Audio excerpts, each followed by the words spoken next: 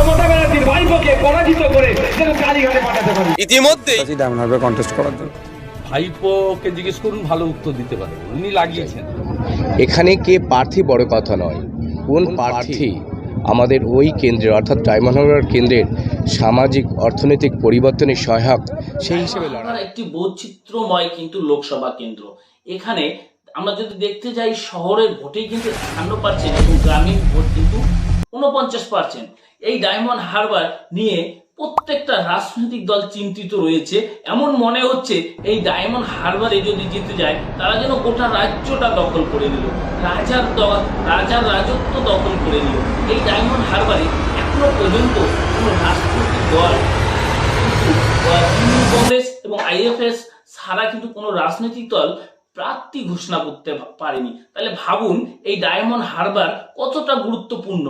আমরা বিভিন্ন পোর্টাল, বিভিন্ন নিউজে আমরা দেখতে পাচ্ছি, এবং এখানে ডায়মন্ড হারবারে এবারে অভিষেক বন্দ্যোপাধ্যায় হেরে যাবে। হ্যাঁ, অভিষেক বন্দ্যোপাধ্যায় হেরে যাবে, শুধু মন গড়া কথা, মন গড়া গল্প বললে তো চলবে না, কাগজে কলমে সেটা প্রমাণ দেখাতে হবে। আমরা একদম ভোটের তত্ত্ব অনুযায়ী, ভোটার তত্ত্ব অনুযায়ী আপনাদের প্রমাণ দেখিয়ে দেব যে হ্যাঁ, অভিষেক বন্দ্যোপাধ্যায় সেখানে গিয়ে হারতে পারে।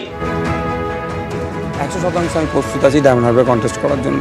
দেখতে পেয়েছি নওশাদ সিদ্দিকীর যত কনফারেন্সগুলো হয়েছে, সাংবাদিক কনফারেন্স, বেশিরভাগ কনফারেন্সে কিন্তু তিনি দাবি করেছেন যে আমি এবারে অভিষেক বন্দ্যোপাধ্যায়কে আমি এক্স করে ছাড়িয়ে দেব, অর্থাৎ তাকে বিদায় জানাবো, রাজনৈতিকভাবে আমি ডায়মন্ড হারবারে তাকে হারিয়েই ছাড়বো।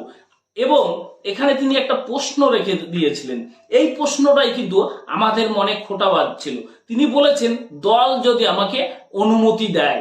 আর দল, তিনিই তো দলের মুখপাত্র, তিনিই তো শেষ কথা বলছেন, তাহলে দল আবার তাকে কেন অনুমতি দিবে? এই প্রশ্নটা সবার মনে ছিল। ঠিক কিন্তু এই ধারণা সত্যি হলো। সেখানে দেখতে পেলাম অভিষেক বন্দ্যোপাধ্যায়ের বিরুদ্ধে নওশাদ সিদ্দিকী কিন্তু দাঁড়ালেন না। সেখানে কাকে দাঁড় করিয়ে দিলেন?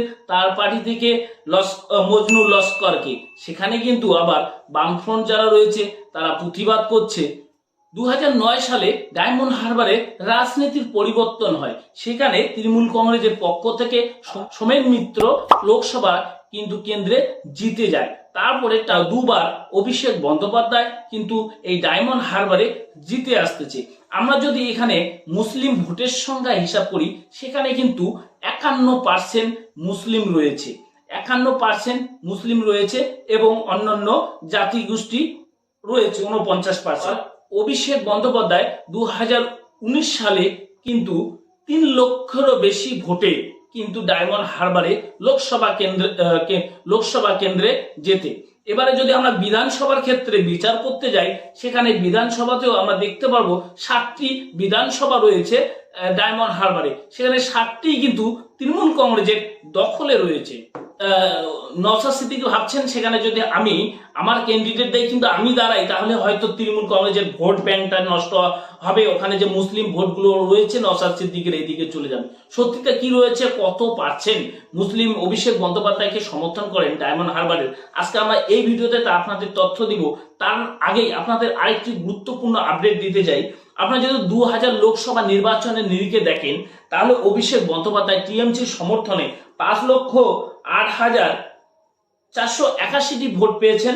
সেই বছরে তিনি পান 40% ভোট, এবং আবুল হাসনাত অর্থাৎ সিপিআইএম এর সমর্থক হিসাবে তিনি পান 4,37,034টি ভোট। এবারে 4,37,187টি ভোট তিনি পান। এবারে 4,37,187টি ভোট পান, 34%। এখানে কিন্তু সেই সময় 6% এগিয়ে ছিলেন, 6% এগিয়ে ছিলেন কিন্তু অভিষেক বন্দ্যোপাধ্যায় 2014 নিরিখে।